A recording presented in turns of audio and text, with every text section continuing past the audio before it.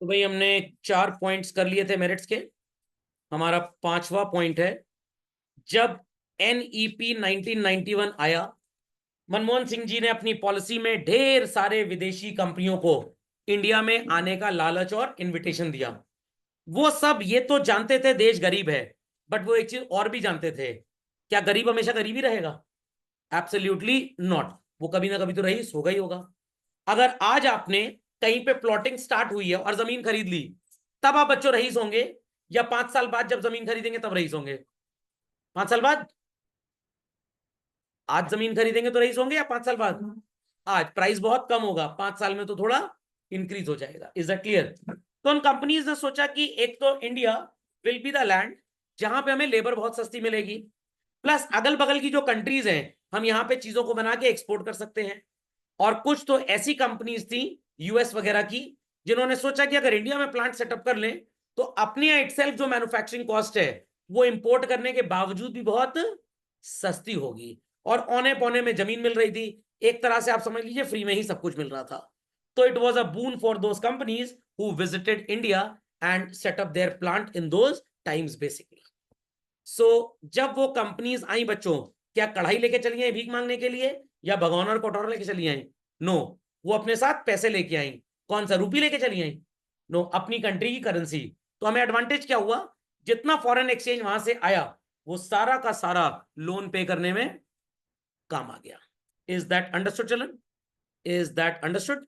Copy कर लीजिए 5th point, sorry 6th point.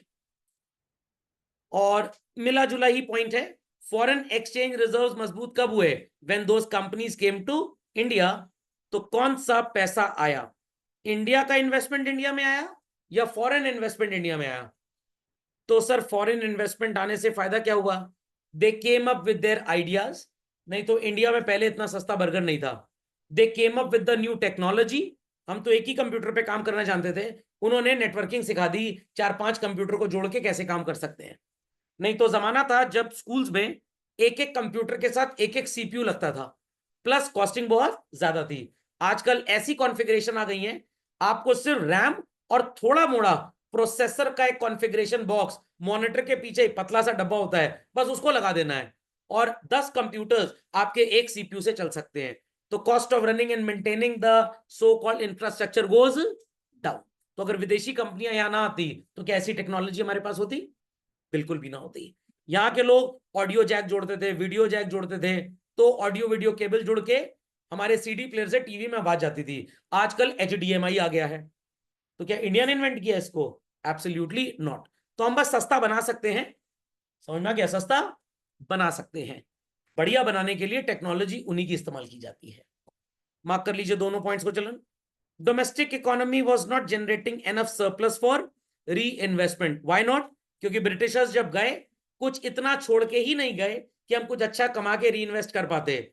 तो हमने बहुत मेहनत की, बहुत मेहनत की, बहुत एफर्ट किया, बहुत दूध पिया, बहुत दही खाई, बट समझ में आ गया जब तक बॉर्नवीटा नहीं खाएंगे तब तक शरीर मजबूत होगा कि नहीं होगा? बिल्कुल नहीं होगा। Indigenous technology was getting obsolete. अगर एग्जाम में ये पॉइंट भूल जाए तो माइक्रोमैक्स का मोबाइल भी लिखाइएगा। इंडिजीनियस टेक्नोलॉजी क्यों ऑब्सोलीट थी? क्योंकि हमारे यहाँ रिसर्च और इनोवेशन की बहुत ज्यादा कमी थी। जो आज भी है, हमने कॉपी करने की कोशिश ज्यादा की हुई है, कुछ नया बनाने की कोशिश कम की है। क्यों? क्योंकि इंडियन सस्ते में और जल्दी में बिलीव करते हैं। चाइना ने अपना, सुन रहे हैं, सूरज भी बना लिया है शायद, या चांद भी बना लिया है, और यहाँ कार्डबोर्ड पे चांद बनाना होता है।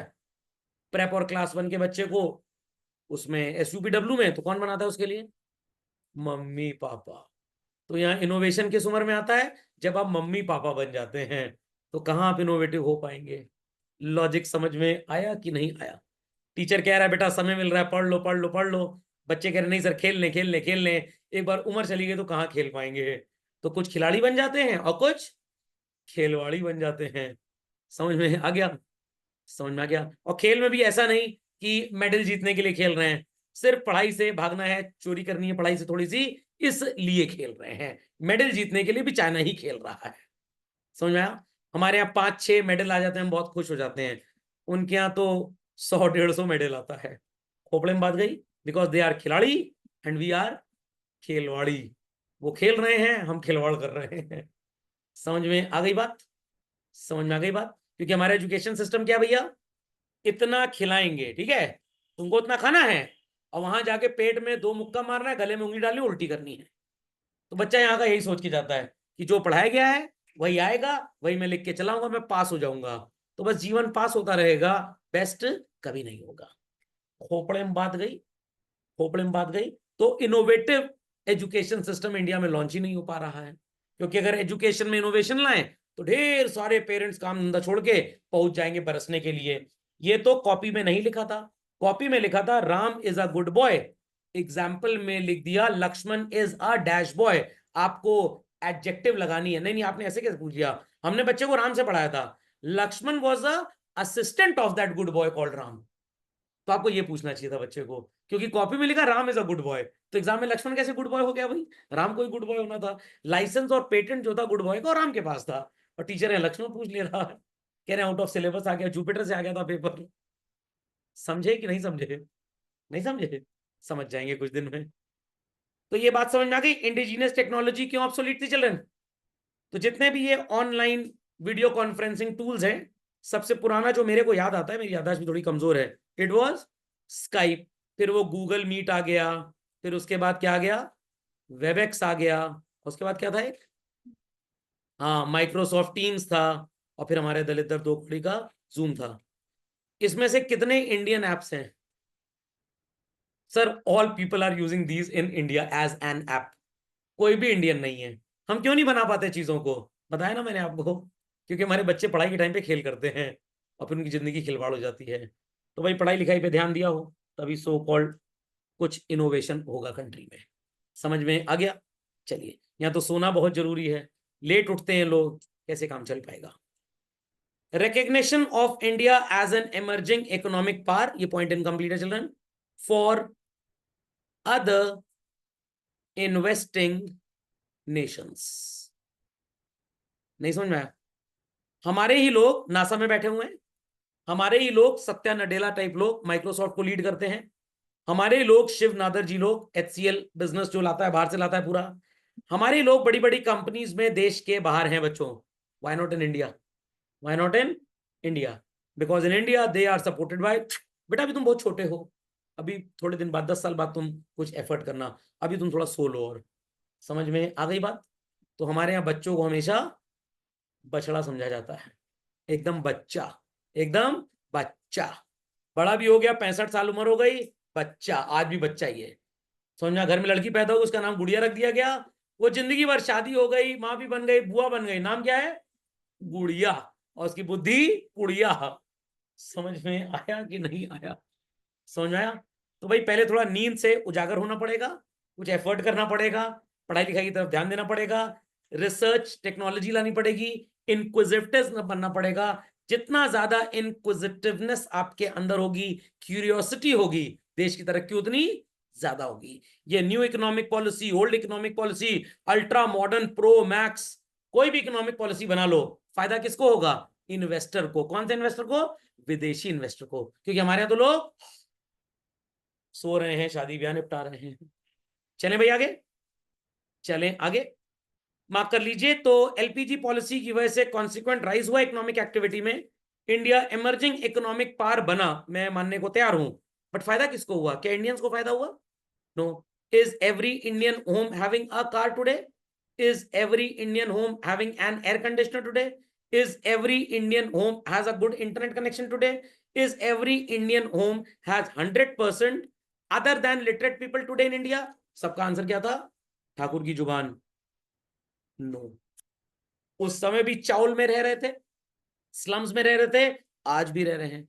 उस समय भिखारी थे, आज भी भिखारी हैं, क्योंकि सरकार एजुकेशन पे कितना इन्वेस्ट करती है भाई? हार्डली 3.4%। कम से कम गवर्नमेंट को इन्वेस्ट करना चाहिए 6 से 8%। बट गवर्नमेंट के पास पैसा ही नहीं है, क्योंकि नेताओं को मर्सिडीज ऑडी BMW खरीद के देनी है, उनको जिंदगी भर पेंशन देनी है। और जिस प्राइवेट सेक्टर के पास, हमारे आपके पास पेरेंट के पास पैसा है, तो उसमें पढ़ने वाली आबादी कितनी है? सिर्फ कितनी? सिर्फ 1%। बाकी क्या कर रहे हैं? खेल कर रहे हैं। समझ में आई बात कि नहीं आई बात? चलिए भाई, shift from monopoly market to competitive market. पहले इंडिया में बिजनेसमैन मोनोपोलिस्टिक होते थे। मोनोपोलिस्टिक इन द सेंस चीजों की डिमांड ज्यादा थी, मार्केट में सप्लाई कम थी, कूल जलूल प्राइस पे, बड़ी भयंकर प्राइस पे, मैक्सिमम हाईएस्ट प्राइस पे सामान बेचा करते थे। तो जो एक एवरेज इंडियन था वो इन चीजों को परचेज नहीं कर पाता था। जब लोग आए विदेश से, यहां पे उन चीजों की सप्लाई क्या हो गई बच्चों, बढ़ गई। सप्लाई बढ़ने से डिमांड तो भाई अचानक से थोड़ा बढ़ेगी, it generated surplus. And what happened with the surplus, price Giri. But इस सप्लाई को बढ़ाने में कामयाब कौन हुआ, इंडियन कंपनी और फॉरेन कंपनी? कौन भैया प्रॉफिट कौन कमाएगा, फॉरेन कंपनी कमाएगी। लॉजिक समझ में आया कि नहीं आया? नहीं समझ आया? सैमसंग वालों ने प्लांट तो लगा लिया, योगी जी ने बोला कि भैया सैमसंग अंकल प्लांट लगाओ और इंडिया में अपना मैक्सिमम प्रॉफिट री इन्वेस्ट करो। उन्होंने कहा ठीक है। सैमसंग वालों ने अपनी मौसी जी के लड़के को फोन कर दिया, ए आओ इंडिया में तुम भी एक दुकान खोल लो, हम अपना प्रॉफिट तुम में इन्वेस्ट कर देंगे। तो घर का पैसा घर से दूर घर के अंदर ही है। नहीं समझे बात को? समझ में आ गया? एफडीआई आ गई, मान लीजिए 74% की। सैमसंग कह रहा है ठीक है, 74% पैसा जापान से इंडिया आ गया और 26% इंडिया में लगा है। तो भैया जो 74% पैसा जापान से आया है, तो ये डिविडेंड जापानीज लोगों को मिलेगा कि इंडियन लोगों को मिलेगा? जापानीज, क्योंकि पैसा वहां से आया है। तो 74% शेयर होल्डर्स कहां के हमारे, वहां के हैं। तो प्रॉफिट भी कहां जाएगा? तो ज्यादा से ज्यादा डिविडेंड अगर हम बांटेंगे तो हमारा ज्यादा से ज्यादा कमाया हुआ प्रॉफिट वापस हमारे होम टाउन लौट गया कि नहीं लौट गया? तो समझ लीजिए कि इंडिया में ये कंपनीज आई, इन्होंने एक तरह का ब्रांच ऑफिस सेटअप किया। जितना एडवांटेज हमको हो रहा है उससे कहीं ज्यादा एडवांटेज स्टिल उन्हीं का है। नहीं समझे बात को? हम जूम यूज कर रहे हैं, ये 4,390 रुपए का मेरा एनुअल प्लान है। इंडियन गवर्नमेंट को इसमें कितना पैसा मिलता है पता है? शायद 39 रुपीज भी नहीं मिलता इनको, 39 भी नहीं मिलता। जूम दिखाता है 4,390 रुपए हमने जिस कस्टमर से लिया, हमारी लागत 4,000 है सर्विस देने की, प्रॉफिट कितना हुआ 390 रुपए। 390 रुपए में कितने कॉर्पोरेट सोशल रिस्पॉन्सिबिलिटी बेनिफिट्स ले लेंगे, इन्वेस्टमेंट्स कर देंगे साइंटिफिक रिसर्च में, जिससे प्रॉफिट और कम हो जाएगा। और इनकम टैक्स हमको 22% के हिसाब से देना है। तो प्रॉफिट ही इतना लो करके दिखा दिया कि टैक्स हमारा ज्यादा बनेगा ही नहीं। समझ में आई बात? तो पढ़ाई लिखाई में कुछ समझ में आ रहा हो तो थोड़ा ध्यान दे लो और कुछ ऐसा बनाएं जिससे देश को एडवांटेज हो, ना कि बाहर के लोग। समझ गए मेरिट सब लोग? पक्का? चलिए, डीमेरिट्स भी ऑलरेडी डिड चिल्ड्रन। एक टाइम पास एक्सप्लेनेशन है, total time pass, which way to go. ये जो मैं बोल रहा था बातें, ये यही थी। क्या सही में एलपीजी फायदेमंद था चिल्ड्रन? उस समय के लिए था, बट उसके बाद इस पॉलिसी को थोड़ा रिवैम्प करना चाहिए था। यहीं पे गवर्नमेंट फिर से नाकामयाब हो गई। इन्होंने तब बढ़ावा देना स्टार्ट किया फॉरेन एंट्री को, और आज तक वो बढ़ावा देते जा रहे हैं, देते जा रहे हैं, देते जा रहे हैं। कोक और पेप्सी आए थे, सुनाई पड़ी बात? अभी रिसेंटली रिलायंस वालों ने एक पुरानी कोल्ड ड्रिंक को खरीद के कंपनी को रीलॉन्च किया, and the name is Campa. बेचारा परिवार शादी ब्याह में बिजी हो गया, क्या कैंपा का सेल्स प्रमोशन हो पाया? कब मार्केट से आई और कब चली गई किसी को हवा भी नहीं लगी। स्टिल कोल्ड बेवरेजेस मार्केट को कौन से दो भाई लीड कर रहे हैं? Coke and Pepsi.